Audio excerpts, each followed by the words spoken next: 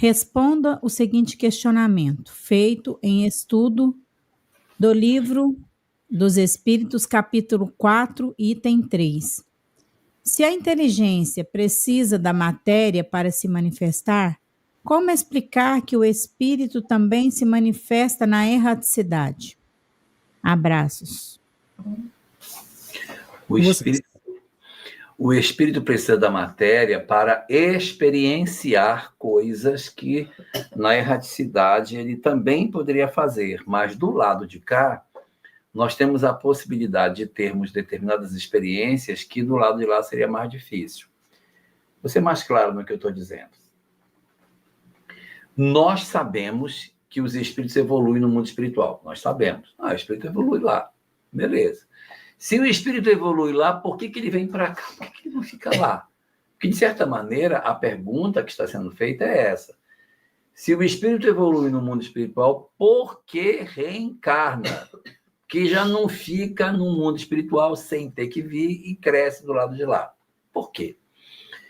Porque quando nós temos as nossas experiências, as nossas vivências, eu preciso de determinadas oportunidades em que eu reveja condutas equivocadas que eu tive. Então, digamos que eu tenho alguém que tem muito ódio de outra pessoa. Eu já olhei umas 30 vezes para esse sapato aqui, mas eu não vou pegar ele, não. Umas 50 vezes. Vou pegar isso aqui. Eu tenho duas pessoas e elas não se gostam. No mundo espiritual é muito mais difícil que esses sujeitos se encontrem. Eles não vão se acertar porque eles têm ódio um do outro. Então, o que é que eu faço? Eu pego este aqui e ele vai encarnar. Quando ele encarna, ele esquece quem ele era. E eu pego este outro aqui e ele encarna também. Então, aqui eu tenho inimigos, mas cobertos pelo corpo, eles conseguem conviver pelo esquecimento do passado. Então, a encarnação permite que esses indivíduos estejam juntos e consigam resolver questões que seriam muito mais difíceis. Dá para resolver lá? Dá. Fica muito mais tempo. E, ao mesmo tempo, para os animais, é importante experiências para o desenvolvimento da inteligência. Que do lado de cá, eles são chamados a ter que se alimentar, a ter que se defender. Do lado do mundo espiritual não tem essa necessidade. Então, o desenvolvimento da inteligência fica mais lento. Porque ele não tem lá que está procurando água, está procurando o sol, ele não tem que estar procurando alimento. Ele não vai morrer. Só que agora atrasa o desenvolvimento dele. Então, você pega esse princípio espiritual, encarna na Terra, ele é um animal ainda, mas a luta pela sobrevivência vai desenvolver um instinto de conservação que vai fazer com que ele cresça na busca de alimento, na defesa, na forma como ele vai ter que lidar para que ele tenha êxito no seu processo evolutivo. Então, a encarnação acaba tendo esse objetivo. Então, quando você pergunta que razão que Deus permite que... Como é que é o negócio? Se a inteligência precisa da matéria para se manifestar e na erraticidade. Como é que é isso? A inteligência precisa da matéria para... Então, a inteligência precisa da matéria porque as experiências que o animal vai ter aqui, ele não tem do lado de lá. E o homem precisa disso para resolver as suas questões que ele tem. E tem outra questão, né? Quando você faz essa pergunta, você está entendendo que matéria é só matéria aqui que a gente está enxergando, a matéria do planeta Terra. E o mundo espiritual também é feito de objetos, o corpo, roupagens, de matéria também. Sinto muito, mas também é matéria.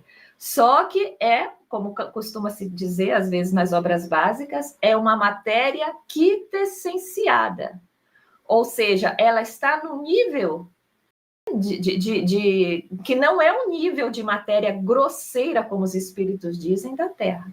É uma matéria numa outra dimensão. Não é que seja dimensão, mas ela é tão quintessenciada, como se ela fosse subatômica para nós. É uma quintessência, né? É uma energia que para os espíritos é como se fosse matéria. Então, nós encarnamos aqui, estamos no corpo físico. Quando eu desencarno, meu corpo vai para baixo da Terra, eu, Sâmia, continuo com outro corpo. Sim. Que é feito com os fluidos, a matéria do mundo espiritual, que está no nível de vibração tão sutil que os olhos físicos não enxergam, a não ser as pessoas que têm isso dilatado, e a gente dá o nome de médiums, porque eles têm o dom de ver numa vibração mais sutil do que o normal de todos nós. Outra coisa, o espírito, ele é uma centelha divina, ele não tem forma. O ser que pensa, ele é um ser que não tem forma. Ele precisa da matéria, primeiro, o seu corpo espiritual para se expressar na erraticidade.